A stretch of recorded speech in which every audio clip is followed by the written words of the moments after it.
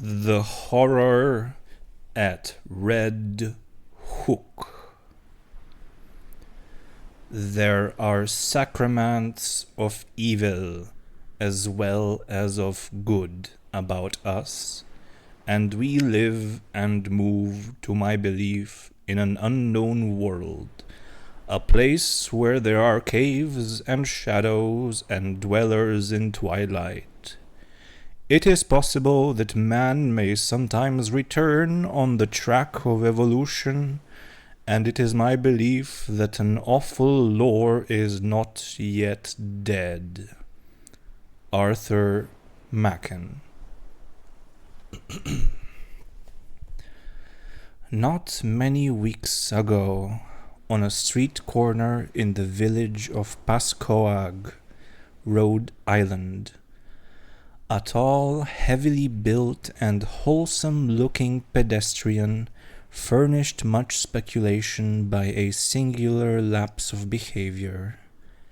He had, it appears, been descending the hill by the road from Chepachet, and encountering the compact section, had turned to his left into the main thoroughfare, where several modest business blocks convey a touch of the urban. At this point, without visible provocation, he committed his astonishing lapse, staring queerly for a second at the tallest of the buildings before him, and then, with a series of terrified, hysterical shrieks, breaking into a frantic run, which ended in a stumble and fall at the next crossing. Picked up and dusted off by ready hands, he was found to be conscious, organically unhurt, and evidently cured of his sudden nervous attack. He muttered some shamefaced explanations involving a strain he had undergone, and with downcast glance turned back up the Chepachet road, turning out of sight without once looking behind him. It was a strange incident to befall so large, robust, normal-featured, and capable-looking a man, and the strangeness was not lessened by the remarks of a bystander, who had recognized him as the boarder of a well-known dairyman on the outskirts of Chepachet. He was, it developed, a New York police detective named Thomas F. Malone, now on a long leave of absence under medical treatment after some disproportionately arduous work on a gruesome local case, which accident had made dramatic. There had been a collapse of several old brick buildings during a raid in which he had shared, and something about the wholesale loss of life, both of prisoners and of his companions, had peculiarly appalled him. As a result, he had acquired an acute and anomalous horror of any buildings even remotely suggesting the ones which had fallen in, so that in the end, mental specialists forbade him the sight of such things for an indefinite period. A police surgeon with relatives in Chepachet had put forward that quaint hamlet of wooden colonial houses as an ideal spot for the psychological convalescence, and thither the sufferer had gone, promising never to venture among the brick-lined streets of larger villages till duly advised by the wound socket specialist with whom he was put in touch. This walk to Pascoag for magazines had been a mistake, and the patient had paid in fright, bruises, and humiliation for his disobedience. So much the gossip of Chepachet and Pascoag knew, and so much also the most learned specialists believed. But Malone had at first told the specialists much more, ceasing only when he saw that utter incredulity was his portion. Thereafter he held his peace, protesting not at all when it was generally agreed that the collapse of certain squalid brick houses in the Red Hook section of Brooklyn and the consequent death of many brave officers had unseated his nervous equilibrium. He had worked too hard, all said, in trying to clean up those nests of disorder and violence. Certain features were shocking enough in all conscience, and the unexpected tragedy was the last straw. This was a simple explanation which everyone could understand, and because Malone was not a simple person, he perceived that he had better let it suffice. To hint to unimaginative people of a horror beyond all human conception, a horror of houses and blocks and cities leprous and cancerous with evil dragged from elder worlds, would be merely to invite a padded cell instead of a restful rustication, and Malone was a man of sense despite his mysticism. He had the Celt's far vision of weird and hidden things, but the logician's quick eye for the outwardly unconvincing, an amalgam which had led him far afield in the 42 years of his life, and set him in strange places for a Dublin University man born in a Georgian villa near Phoenix Park. And now, as he reviewed the things he had seen and felt and apprehended, Malone was content to keep unshared the secret of what could reduce a dauntless fighter to a quivering neurotic, what could make old brick slums and seas of dark, subtle faces a thing of nightmare and eldritch portent. It would not be the first time his sensations had been forced to bide uninterpreted, for was not this his very act of plunging into the polyglot abyss of New York's underworld a freak beyond sensible explanation? What could he tell the prosaic of the antique witcheries and grotesque marvels discernible to sensitive eyes amidst the poison cauldron where all the varied dregs of unwholesome ages mix their venom and perpetuate their obscene terrors? He had seen the hellish green flame of secret wonder in this blatant evasive welter of outward greed and inward blasphemy, and had smiled gently when all the New Yorkers he knew scoffed at his experiment in police work. They had been very witty and cynical, deriding his fantastic pursuit of unknowable mysteries, and assuring him that in these days New York held nothing but cheapness and vulgarity. One of them had wagered him a heavy sum that he could not, despite many poignant things to his credit in the Dublin Review, even write a truly interesting story of New York low life. And now, looking back, he perceived that cosmic irony had justified the prophet's words while secretly confuting their flippant meaning. The horror, as glimpsed at last, could not make a story, for like the book cited by Poe's German authority, es lässt sich nicht lesen, it does not permit itself to be read. To Malone, the sense of latent mystery in existence was always present. In youth, he had felt the hidden beauty and ecstasy of things, and had been a poet. But poverty and sorrow and exile had turned his gaze in darker directions. and he had thrilled at the imputations of evil in the world around. Daily life had for him come to be a phantasmagoria of macabre shadow studies, now glittering and leering with concealed rottenness as in Beardley's best manner, now hinting terrors behind the commonest shapes and objects as in the subtler and less obvious work of Gustave Doré.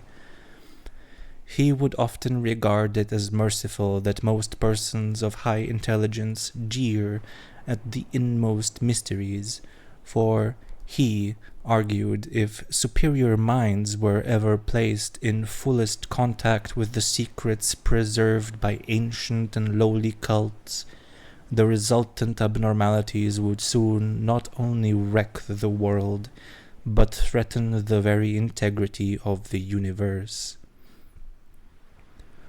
All this reflection was no doubt morbid, but keen logic and a deep sense of humor ably offset it.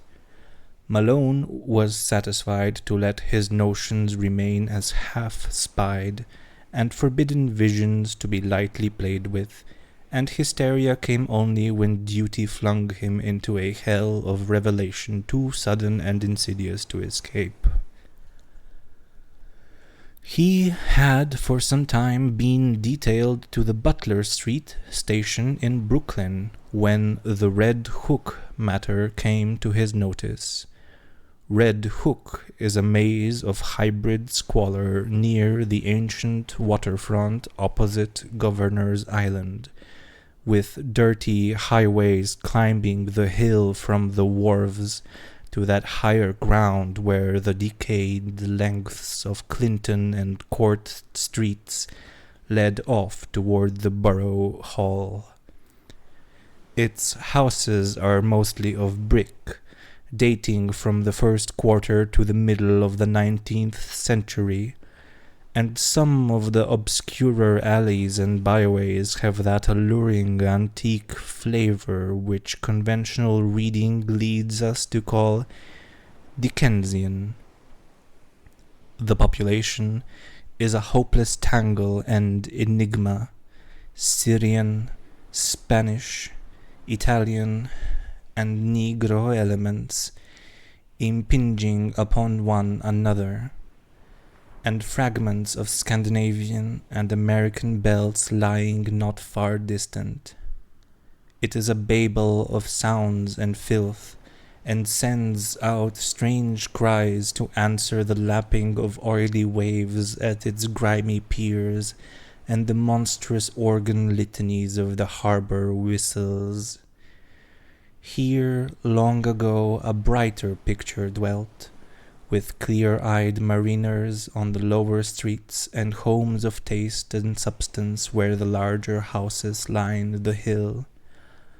One can trace the relics of this former happiness in the trim shapes of the buildings, the occasional graceful churches, and the evidence of original art and background in bits of detail here and there.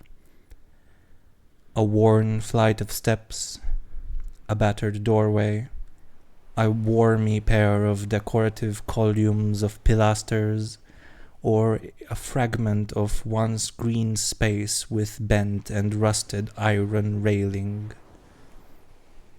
The houses are generally in solid blocks, and now and then a many-windowed cupola arises to tell of days when the households of captains and ship owners watched the sea.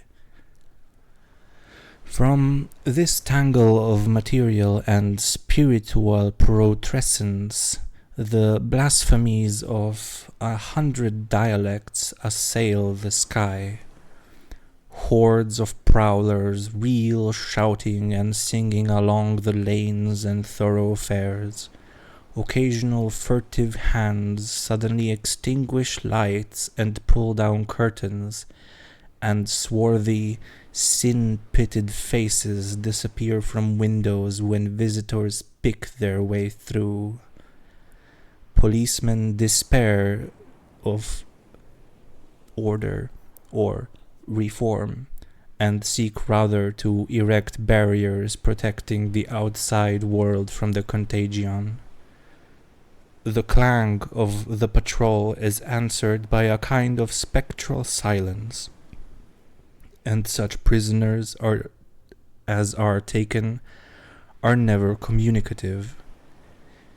Visible offences are as varied as the local dialects, and run the gamut from the smuggling of rum and prohibited aliens through diverse stages of lawlessness and obscure vice, to murder and mutilation in their most abhorrent guises. That these visible affairs are not more frequent is not to the neighborhood's credit, unless the power of concealment be an art demanding credit.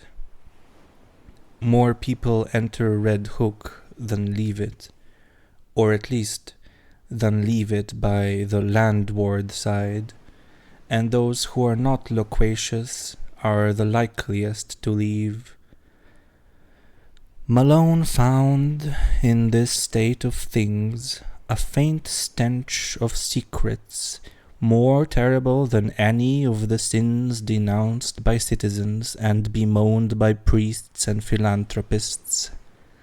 He was conscious, as one who united imagination with scientific knowledge, that modern people under lawless conditions tend uncannily to repeat the darkest instinctive patterns of primitive half-ape savagery in their daily life and ritual observances, and he had often viewed with an anthropologist's shudder the chanting, cursing processions of blear-eyed and pock-marked young men which wound their way along in the dark small hours of morning. One saw groups of these youths incessantly, sometimes in leering vigils on street corners, sometimes in doorways playing eerily on cheap instruments of music, sometimes in stupefied dozes or indecent dialogues around cafeteria tables near Borough Hall, and sometimes in whispering converse around dingy taxicabs drawn up at the high stoops of crumbling and closely shuttered old houses.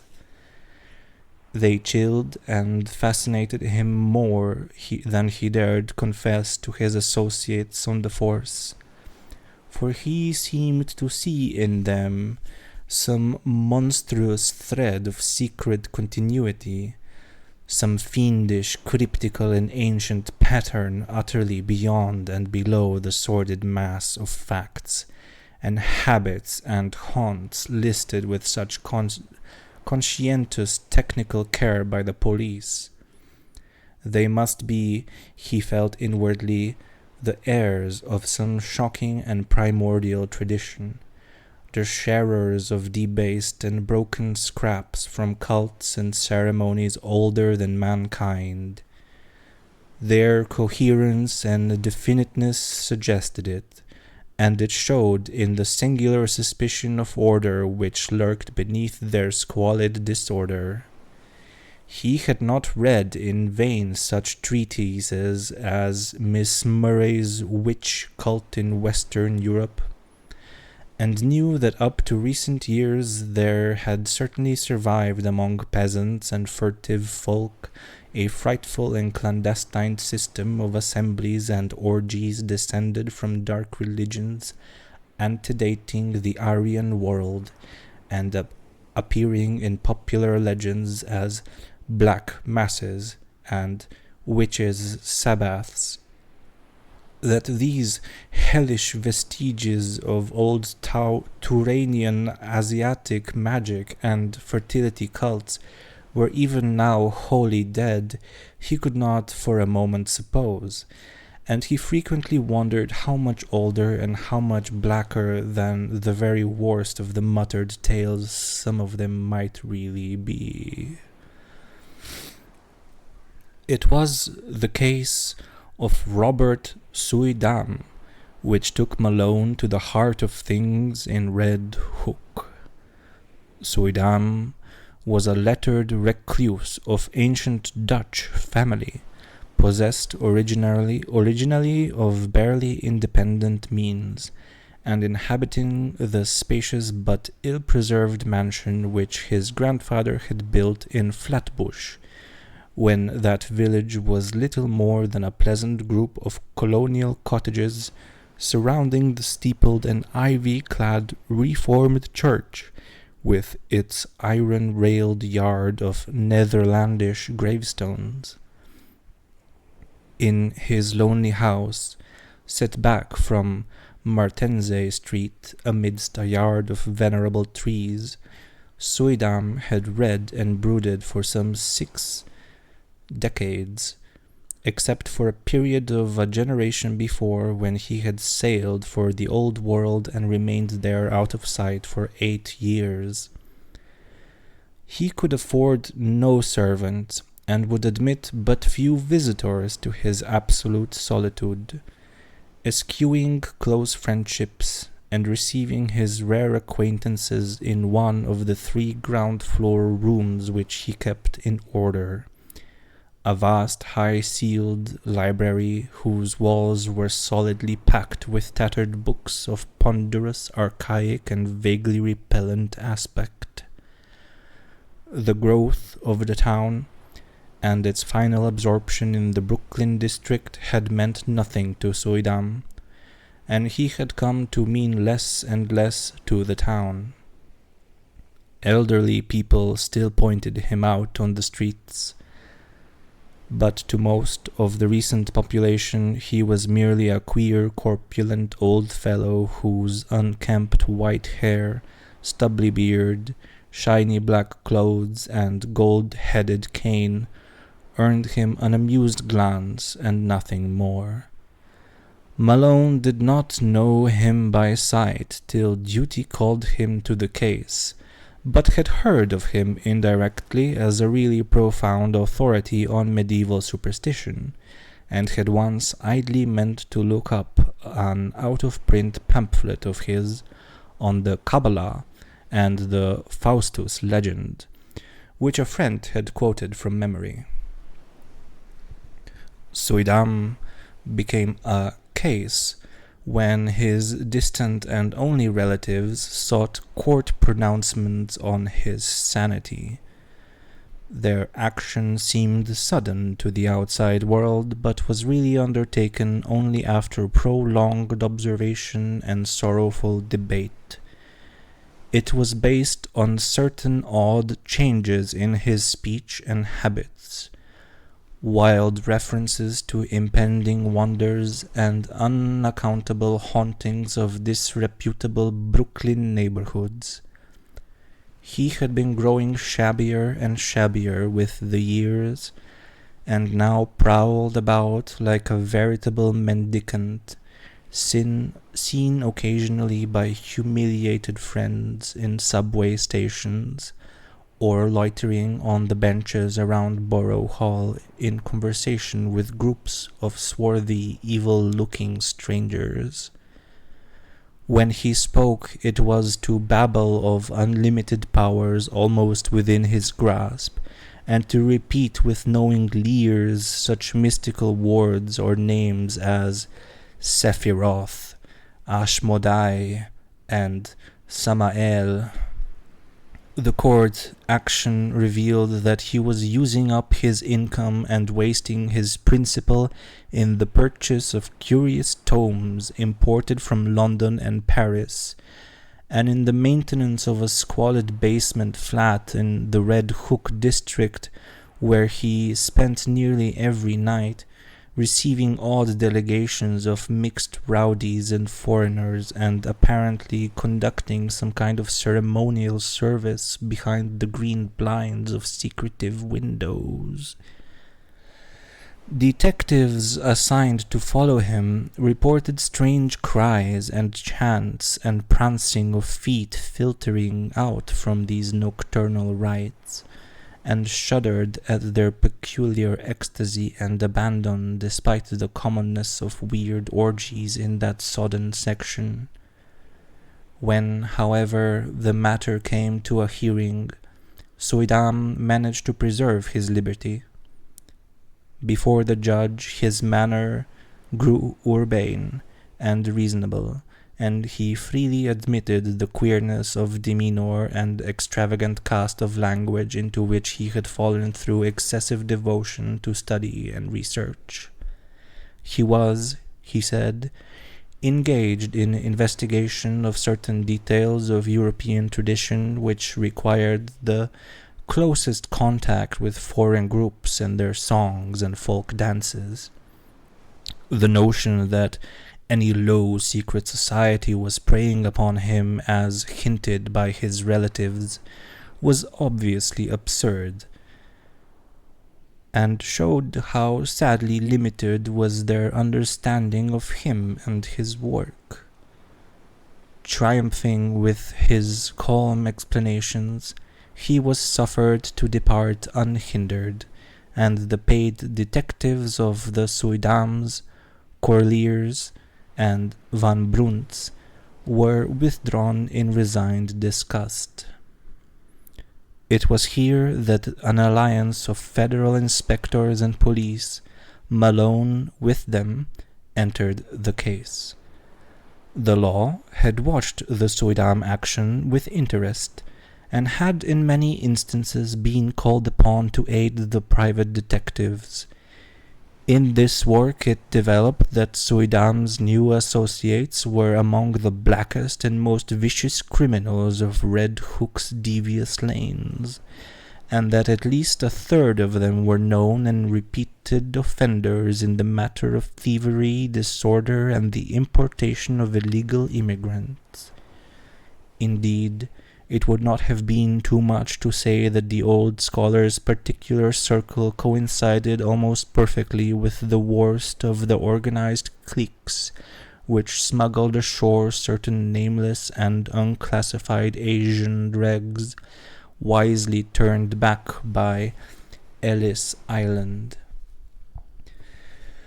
In the teeming rookeries of Parker Place, since renamed, where Suidam had his basement flat, there had grown up a very unusual colony of unclassified, slant-eyed folk who used the Arabic alphabet but were eloquently repudiated by the great mass of Syrians in and around Atlantic Avenue. They could all have been deported for lack of credentials, but legalism is slow-moving, and one does not disturb Red Hook unless publicity forces one to. These creatures attended a tumble-down stone church, used Wednesdays as a dance hall, which reared its Gothic buttresses near the vilest part of the waterfront. It was nominally Catholic, but priests throughout Brooklyn denied the place all standing and authenticity, and policemen agreed with them when they listened to the noises it emitted at night. Malone used to fancy he heard terrible cracked bass notes from a hidden organ far underground when the church stood empty and unlighted, whilst all observers dreaded the shrieking and drumming which accompanied the visible services. Suidam, when questioned, said he thought the ritual was some remnant of Nestorian Christianity tinctured with the shamanism of Tibet. Most of the people, he conjectured, were of Mongoloid stock, originating somewhere in or near Kurdistan, and survivors of the Persian devil worshippers. Whoops. Take that back. And Malone could not help recalling that Kurdistan is the land of the Yazidis, last survivors of the Persian devil worshippers. However, This may have been the stir of the Suidam investigation, made it certain that these unauthorized newcomers were flooding Red Hook in increasing numbers, entering through some marine conspiracy unreached by revenue officers and harbor police, overrunning Parker Place and rapidly spreading up the hill, and welcomed with curious fraternalism by the other assorted denizens of the region. They squat figures and characteristic squinting physiognomies, grotesquely combined with flashy American clothing, appeared more and more numerously among the loafer and nomad gangsters of the Borough Hall section, till at length it was deemed necessary to compute their numbers, ascertain their sources and occupations, and find it possible a way to round them up and deliver them to the proper immigration authorities. To this task Malone was signed by agreement of federal and city forces, and as he commenced his canvass of Red Hook, he felt poised upon the brink of nameless terrors with the shabby, unkempt figure of Robert Suidam as arch-fiend and adversary. Police methods are varied and ingenious. Malone threw unostentatious rambles, carefully casual conversations, well-timed offers of hip pocket liquor, and judicious dialogues with frightened prisoners, learned many isolated facts about the movement whose aspect had become so menacing. The newcomers were indeed Kurds, but of a dialect obscure and puzzling to exact philology. Such of them as worked lived mostly as dock hands and unlicensed peddlers, though frequently serving in Greek restaurants and tending corner news stands. Most of them, however, had no visible means of support, and were obviously connected with underworld pursuits, of which smuggling and bootlegging were the least indescribable. They had come in steamships, apparently tramp freighters, and had been unloaded by stealth on moonless nights in rowboats which stole under a certain wharf and followed a hidden canal to a secret subterranean pool beneath a house. This wharf, canal, and house Malone could not locate, for the memories of his informants were exceedingly confused, while their speech was to a great extent beyond even the ablest interpreters, nor could he gain any real data on the reasons for their systematic importation. They were reticent about the exact spot from which they had come, and were never sufficiently off guard to reveal the agencies which had sought them out and directed their course. Indeed, they developed something like acute fright when asked the reasons for their presence. Gangsters of other breeds were equally taciturn? Taciturn. Motherfucker, just making up words. Equally taciturn, and the most that could be gathered was that some god or great priesthood had promised them unheard-of powers and supernatural glories and rulerships in a strange land. The attendance of both newcomers and old gangsters at Suidam's closely guarded nocturnal meetings was very regular, and the police soon learned that the erstwhile recluse had leased additional flats to accommodate such guests as knew his password, at last occupying 3 entire houses and permanently harboring many of his queer companions. He spent but little time now at his Flatbush home, apparently going and coming only to obtain and return books, and his face and manner had attained an appalling pitch of wildness. He knew nothing, he said, of any mysterious plots or movements, and had no idea how the Kurds could have entered or what they wanted. His business was to study undisturbed the folklore of all the immigrants of the district, a business with which policemen had no legitimate concern. Malone mentioned his admiration for Suidam's old brochure on the Kabbalah and other myths, but the old man's softening was only momentary. He sensed an intrusion and rebuffed his visitor in no uncertain way, till Malone withdrew disgusted and turned to other channels of information. What Malone would have unearthed could he have worked continuously on the case, we shall never know, as it was a stupid conflict between city and federal authority suspended the investigations for several months, during which the detective was busy with other assignments. But at no time did he lose interest or fail to stand amazed at what began to happen to Robert Suidam. Just at the time when a wave of kidnappings and disappearances spread its excitement over New York, the unkempt scholar embarked upon a metamorphosis as startling as it was absurd. One day he was seen near Borough Hall with clean-shaven face, well-trimmed hair, and tastefully immaculate attire, and on every day thereafter some obscure improvement was noticed in him.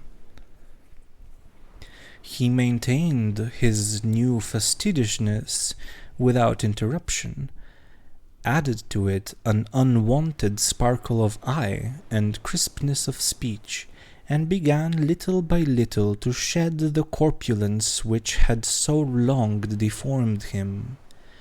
Now frequently taken for less than his age, he acquired an elasticity of step and buoyancy of demeanor to match the new tradition, and showed a curious darkening of the hair which somehow did not suggest dye.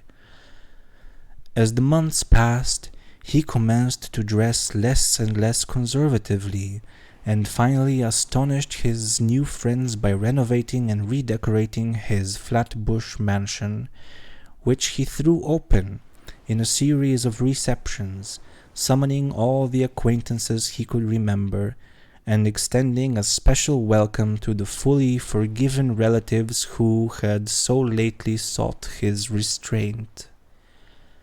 Some attended through curiosity, others through duty, but all were suddenly charmed by the dawning grace and urbanity of the former hermit.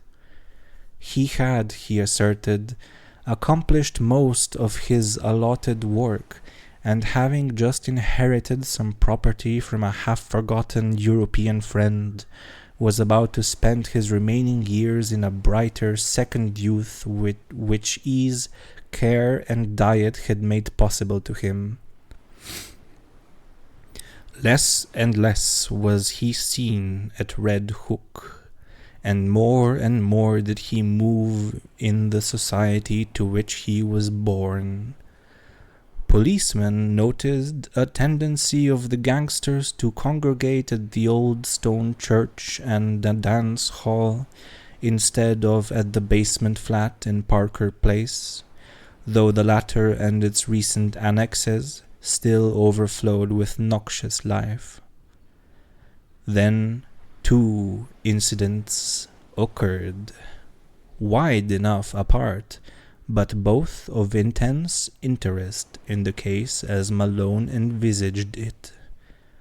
One was a quiet announcement in the Eagle of Robert Suidam's engagement to Miss Cornelia Gerritsen of Bayside, a young woman of excellent position, and distantly related to the elderly bridge-groom-elect, whilst the other was a raid on the dance hall church by city police, after a report that the face of a kidnapped child had been seen for a second at one of the basement windows. Malone had participated in this raid and studied the place with much care when inside. Nothing was found. In fact, the building was entirely deserted when visited.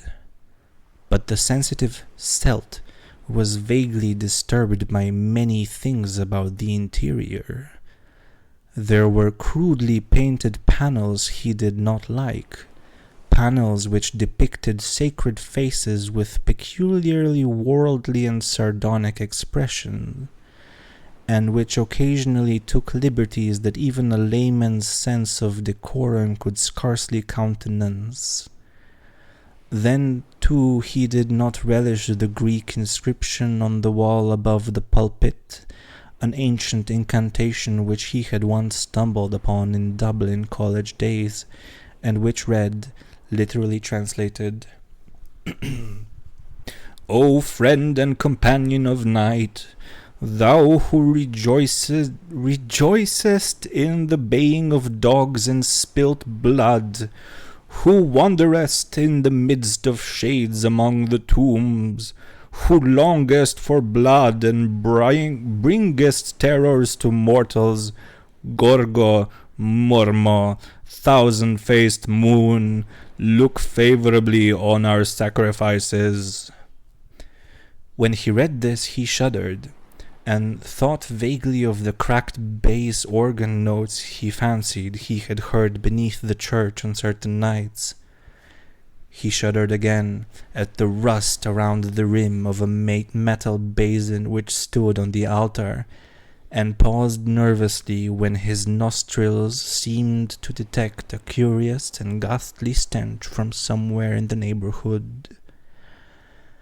That organ memory haunted him, and he explored the basement with particular assiduity before he left.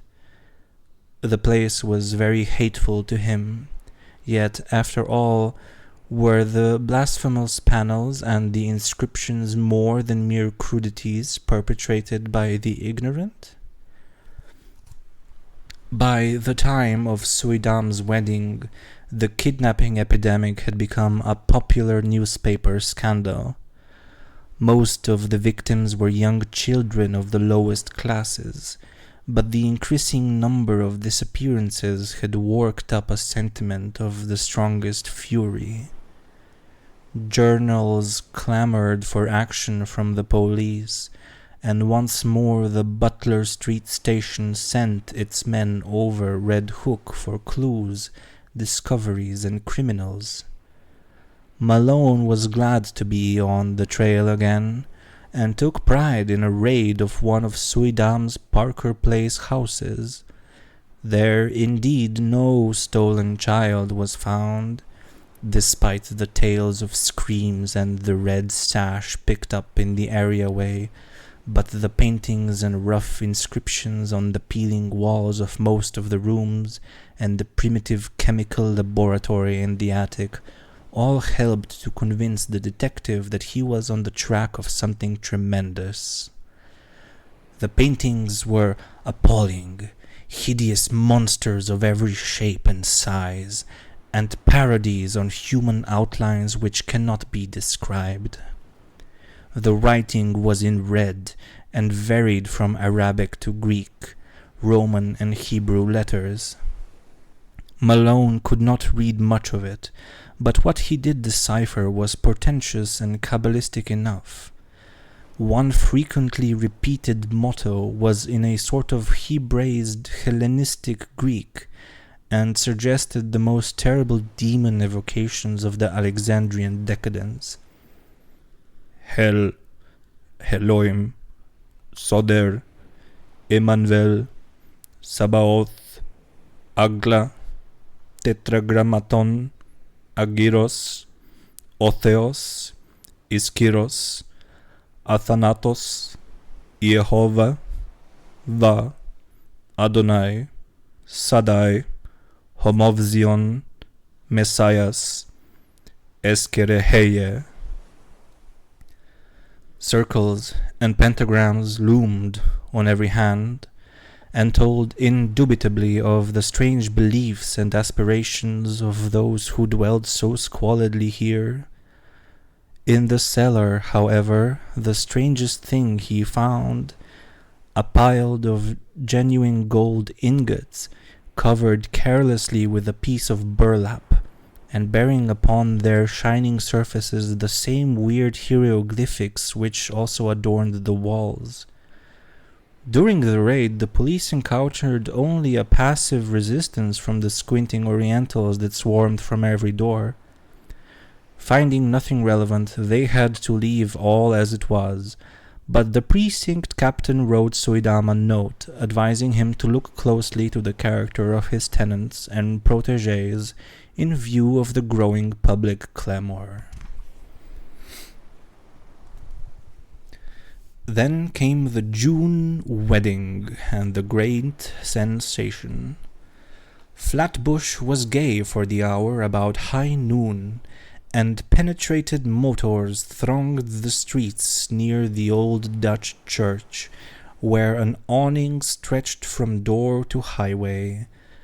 No local event ever surpassed the Suidam Gerritsen nuptials in tone and scale, and the party which escorted the bride and groom to the Cunard Pier was, if not exactly, the smartest, at least a solid page from the social register. At 5 o'clock, adieu were waved, and the ponderous liner edged away from the long pier, slowly turned its nose seaward, discarded its tug, and headed for the widening water spaces that led to old world wonders. By night, the outer harbor was cleared, and late passengers watched the stars twinkling above an unpolluted ocean.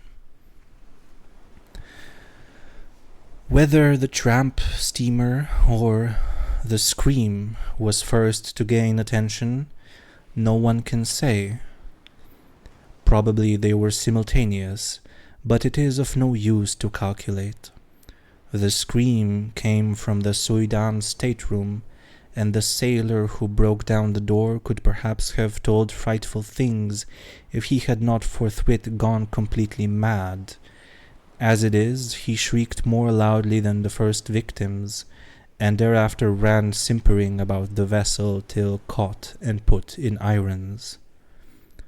The ship's doctor, who entered the stateroom and turned on the lights a moment later, did not go mad, but told nobody what he saw till afterward, when he corresponded with Malone in Chepachet.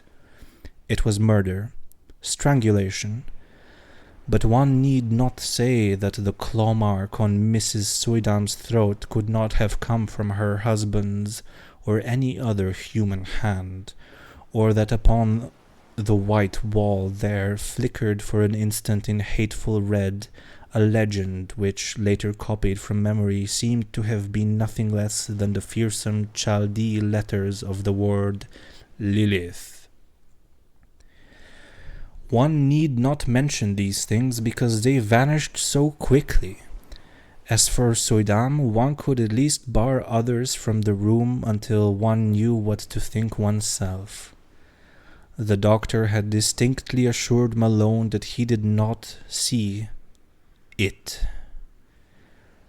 The open porthole just before he turned on the lights was clouded for a second with a certain phosphorescence, and for a moment there seemed to echo in the outside night the suggestion of a faint and hellish tittering, but no real outline met the eye. As proof, the doctor points to his continued sanity.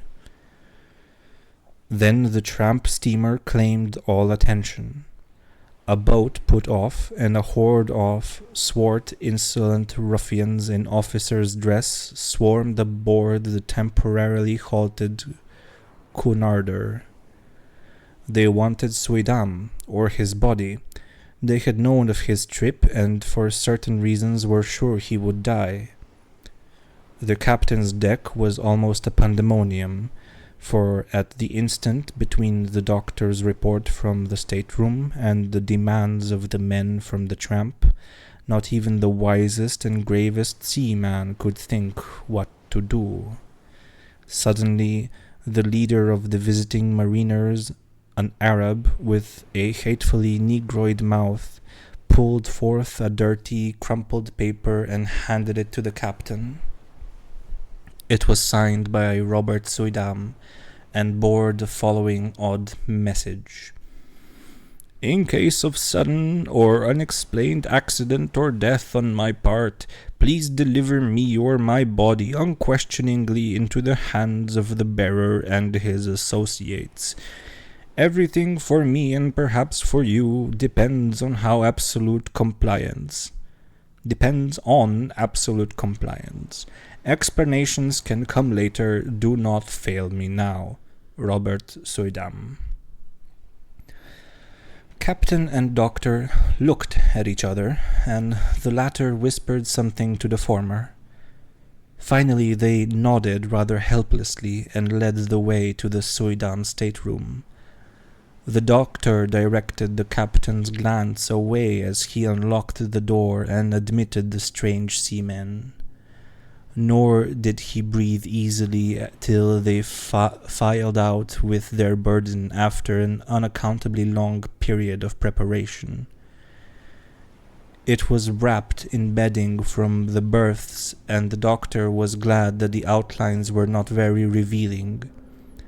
Somehow the men got the thing over the side and away to their tramp steamer without uncovering it. The Cunarders started again, and the doctor and the ship's undertaker sought out the Suidam stateroom to perform what last services they could. Once more the physician was forced to reticence and even to mendacity, for a hellish thing had happened. When the undertaker asked him why he had drained off all of Mrs. Suidam's blood, he neglected to affirm that he had not done so, nor did he point to the vacant bottle spaces on the rack, or the odor in the sink which showed the hasty disposition of the bottle's original contents. The pockets of those men, if men they were, had bulged damnably when they left the ship. 2 hours later, and the world knew by radio all that it ought to know of the horrible affair. That same June evening, without having heard a word from the sea, Malone was desperately busy among the alleys of Red Hook. A sudden stir seemed to permeate the place, and as if apprised by the grapevine telegraph of something singular, the denizens clustered expectantly around the dance hall church and the houses in Parker Place. 3 children had just disappeared, blue-eyed Norwegians from the streets toward Gowanus, and there were rumors of a mob forming among the sturdy Vikings of that section.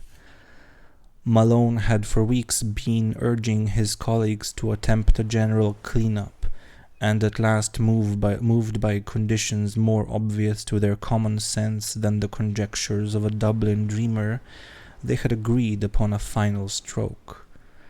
The unrest and menace of this evening had been the deciding factor, and just about midnight a raiding party recruited from 3 stations descended upon Parker Place and its environs.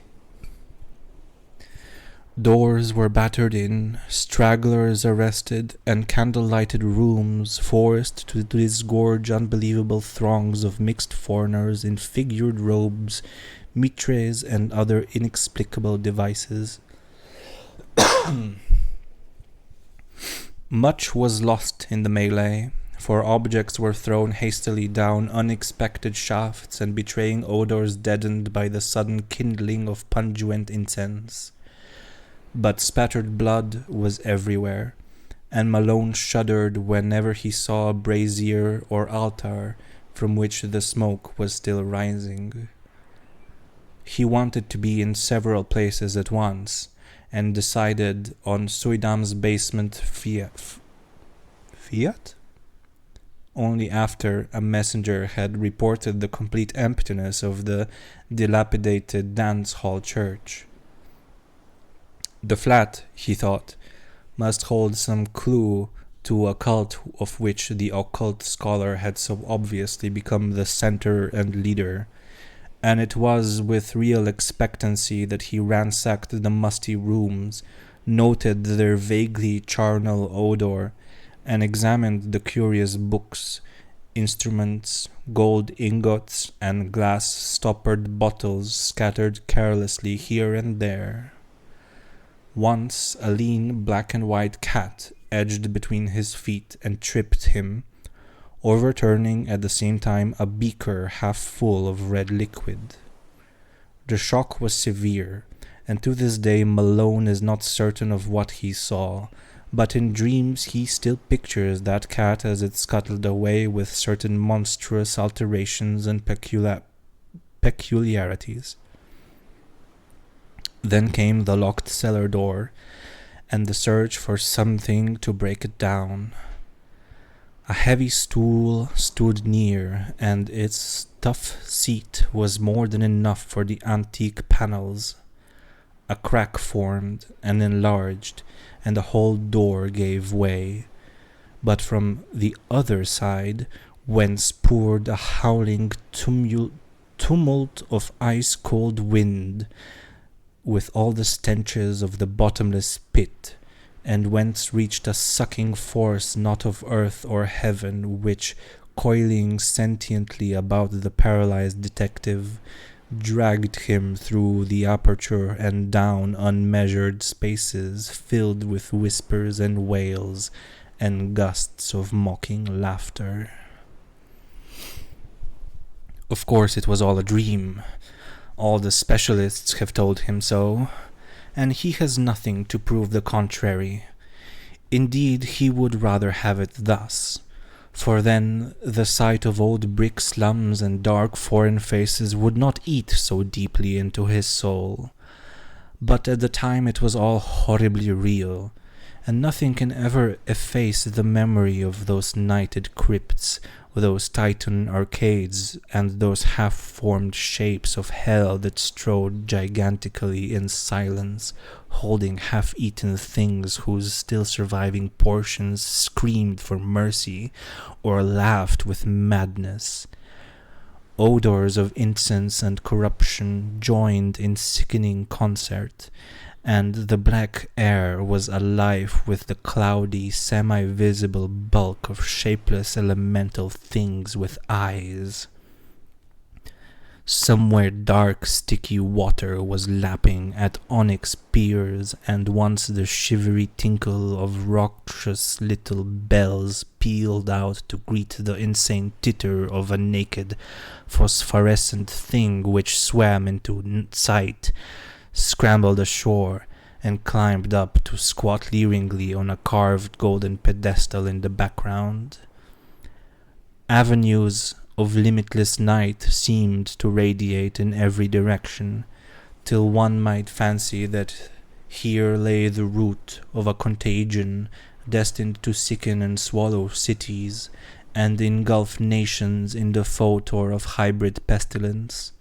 Here cosmic sin had entered, and festered by unhallowed rites, had commenced the grinning march of death that was to rot us all to funguous abnormalities too hideous for the grave's holding.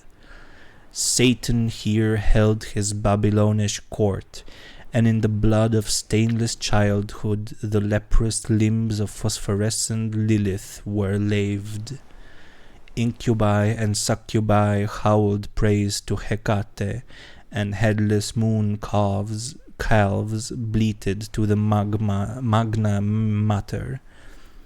Goats leaped to the sound of thin accursed flutes, and Egyptians chased endlessly after misshapen fawns over rock twisted like swollen toads. Moloch and Ashtaroth were not absent, for in this quintessence all of damnation the bounds of consciousness were let down, and a man's fancy lay open to vistas of every realm of horror and every forbidden dimension that evil had power to mold. The world and nature were helpless against such assaults from unsealed wells of night, nor could any sign or prayer check the Walpurgis riot of horror which had come when a sage with the hateful key and stumbled on a hoard with the locked and brimming coffer of transmitted demon lore. Suddenly, a ray of physical light shot through these phantasms, and Malone heard the sound of oars amidst the blasphemies of things that should be dead. A boat with a lantern in its prow darted into sight, made fast to an iron ring in the slimy stone pier, and vomited forth several dark men bearing a long burden swathed in bedding. They took it to the naked phosphorescent thing on the carved golden pedestal, and the thing tittered and pawed at the bedding. Then they unswathed it, and propped upright before the pedestal the gangrenous corpse of a corpulent old man with stubbly beard and unkempt white hair. The phosphorescent thing tittered again, and the men produced bottles from their pockets and anointed its feet with red, whilst they afterward gave the bottles to the thing to drink from. All at once, from an arcaded avenue leading endlessly away, there came the demonic rattle and wheeze of a blasphemous organ, choking and rumbling out the mockeries of hell in a cracked, sardonic bass. In an instant, every moving entity was electrified, and forming at once into a ceremonial procession, the nightmare horde slithered away in quest of the sound. Goat, satyr, and Egyptian, incubus and succubus and lemur, twisted toad and shapeless elemental, dog-faced howler and silent stutter in darkness, all led by the abominable naked phosphorescent thing that had squatted on the carved golden throne, and that now strode insolently, bearing in its arms the glassy-eyed corpse of the corpulent old man. The strange dark man danced in the rear, and the whole column skipped and leaped with Dionysiac fury.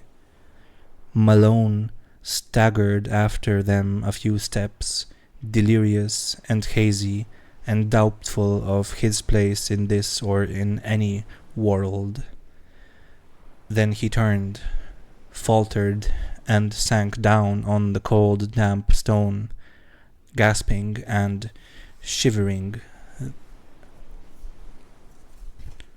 as the demon organ croaked on, and howling and drumming and tinkling of the mad procession grew fainter and fainter.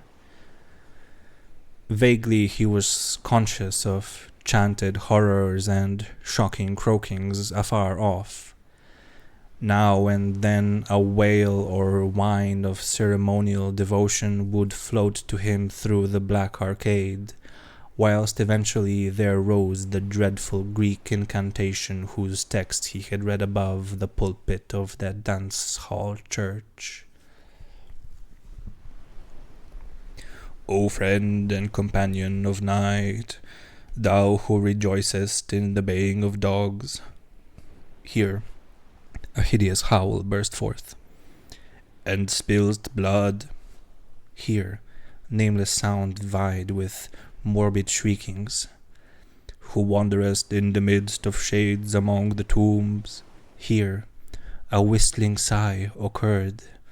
Who longest for blood and bringest terror to mortals. Short, sharp cries from myriad throats.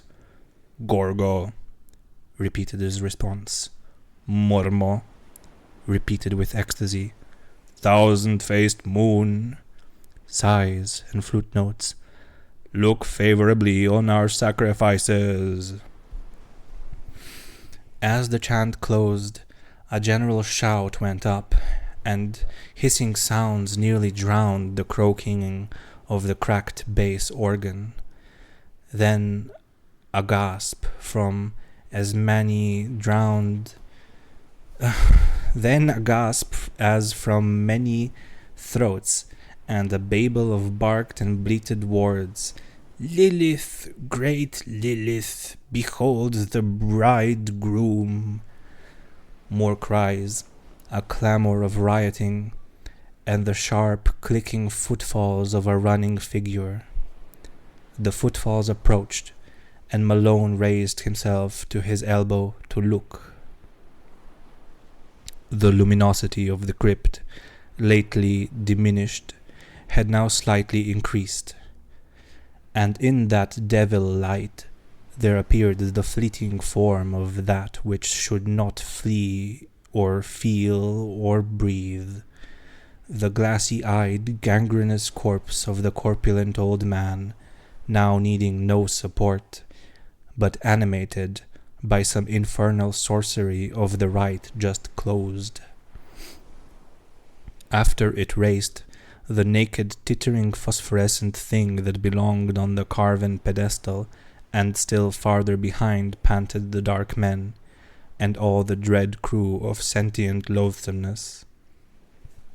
The corpse was gaining on its pursuers, and seemed bent on a definite object, straining with every rotting muscle toward the carved golden pedestal, whose necromantic importance was evidently so great.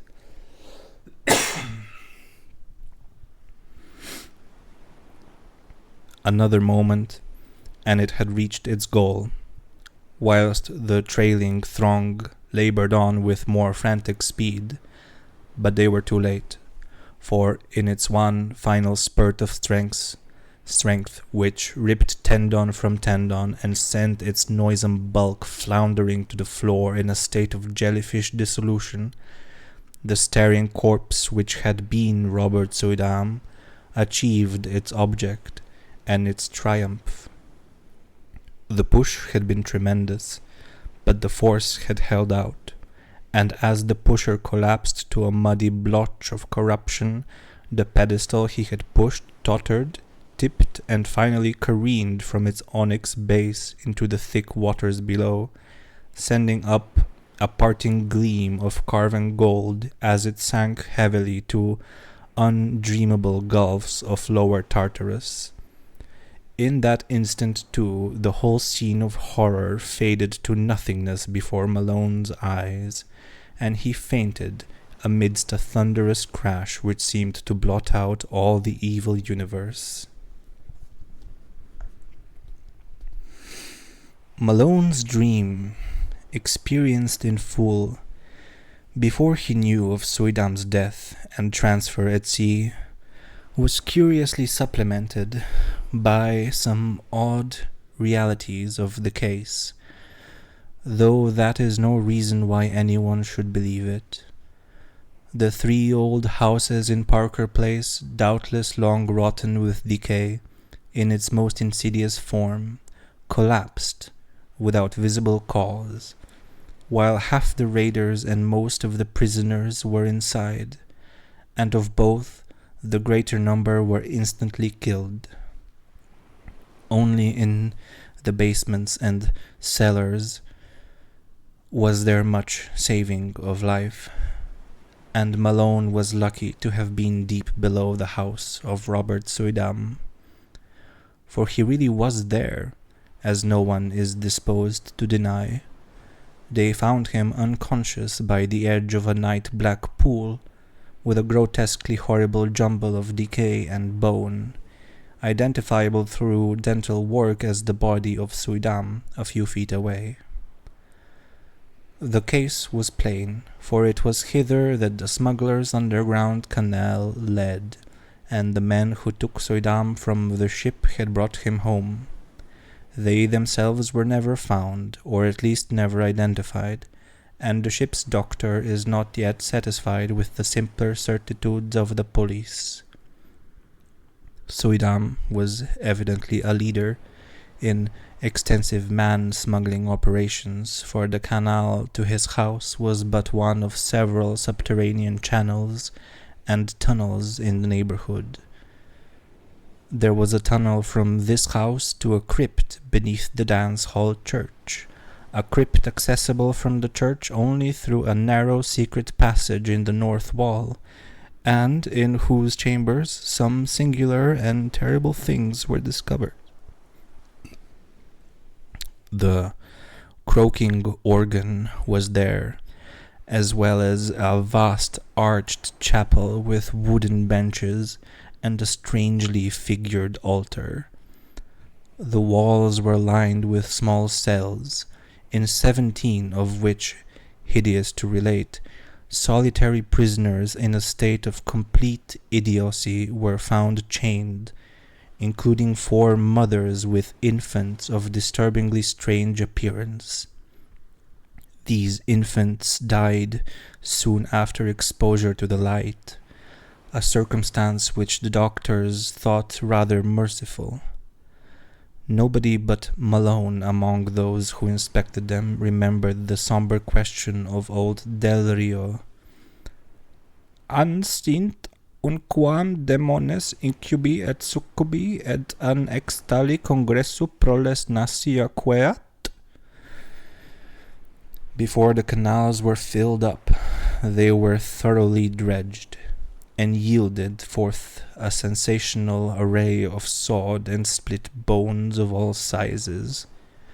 The kidnapping epidemic very clearly had been traced home, though only 2 of the surviving prisoners could by any legal thread be connected with it. These men are now in prison, since they failed of conviction as accessories in the actual murders. The carved golden pedestal or throne so often mentioned by Malone as of primary occult importance was never brought to light, though at one place under the Soidam house the canal was observed to sink into a well too deep for dredging. It was choked up at the mouth and cemented over when the cellars of the new houses were made, but Malone often speculates on what lies beneath. The police, satisfied that they had shattered a dangerous gang of maniacs and man-smugglers, turned over to the federal authorities the unconvicted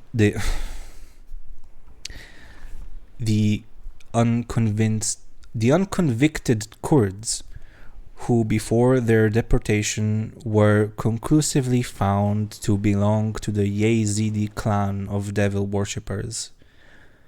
The tramp ship and its crew remain an elusive mystery, though cynical detectives are once more ready to combat its smuggling and rum-running ventures.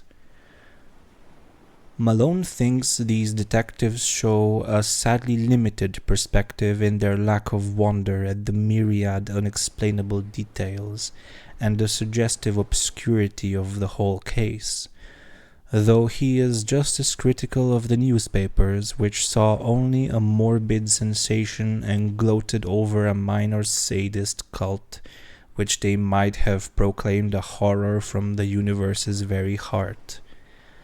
But he is content to rest silent in Chepachet, calming his nervous system and praying that time may gradually transfer his terrible experience from the realm of present reality to that of picturesque and semi-mythical remoteness. Robert Soidam sleeps beside his bride in Greenwood Cemetery. No funeral was held over the strangely released bones, and relatives are grateful for the swift oblivion which overtook the case as a whole. The scholar's connection with the Red Hook horrors indeed was never emblazoned by legal proof, since his death forestalled the inquiry he would otherwise have faced. His own death is not much mentioned, and the Suidam's hope that posterity may recall him only as a gentle recluse who dabbled in harmless magic and folklore. As for Red Hook, it is always the same. Suidam came and went. A terror gathered and faded, but the evil spirit of darkness and squalor broods on amongst the mongrels in the old brick houses, and prowling bands still parade on unknown errands past windows where lights and twisted faces unaccountably appear and disappear. Age-old horror is a hydra with 1,000 heads, and the cults of darkness are rooted in blasphemies deeper than the well of Democritus. The soul of the beast is an omnipresent and triumphant, and Red Hook's legion of blear-eyed, pock-marked youths still chant and curse and howl as they file from abyss to abyss, none knows whence or whither, pushed on by blind laws of biology which they may never understand.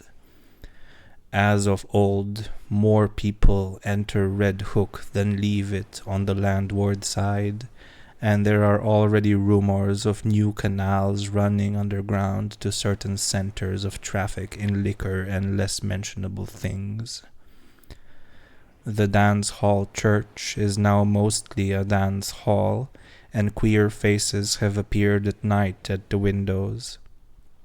Lately, a policeman expressed the belief that the filled-up crypt has been dug out again, and for no simple explainable purpose. Who are we to combat poisons older than history and mankind? Apes danced in Asia to those horrors, and the cancer lurks secure and spreading where furtiveness hides in rows of decaying brick. Malone does not shudder without cause, for only the other clay an officer overheard a swarthy, squinting hag teaching a small child some whispered patois in the shadow of an areaway. He listened and thought it was very strange when he heard her repeat over and over again, "O friend and companion of night, thou who rejoicest in the baying of dogs and spilt blood, who wanderest in the midst of shades among tombs, who longest for blood and bringest terror to mortals, Gorgo, Mormo, thousand-faced moon, look favorably on our sacrifices." The end.